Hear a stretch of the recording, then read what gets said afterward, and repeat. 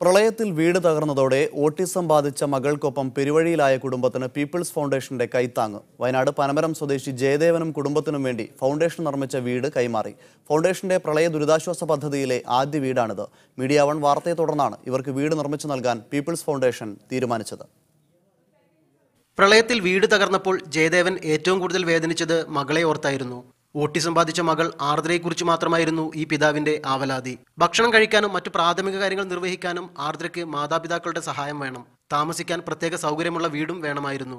ഈ ദുരവസ്ഥ തിരിച്ചറിഞ്ഞ പീപ്പിൾ ഫൗണ്ടേഷൻ ആർദ്രയ്ക്കും കുടുംബത്തിനും വീട് നിർമ്മിച്ചു നൽകാൻ തീരുമാനിച്ചു. 3 മാസം കൊണ്ട് പണി പൂർത്തിയാക്കി ഇപ്പോൾ വീടിന്റെ താക്കോൽ ഇവർക്ക് കൈമാറി. ജയദേവന്റെ കുടുംബത്തെക്കുറിച്ച് മീഡിയ 1 വാർത്ത ഞാൻ കണ്ടു.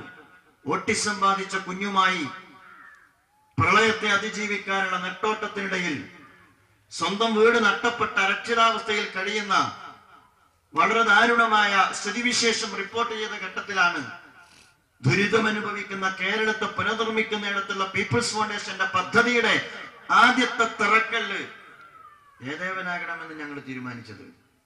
വീട് പണി പൂർത്തിയാക്കി താക്കോൽ സ്വീകരിക്കുമ്പോൾ സന്തോഷം എന്നതിനപ്പുറം മകളെയോർത്ത് ആശ്വസിക്കുകയായിരുന്നു ജയദേവനും ഭാര്യയും.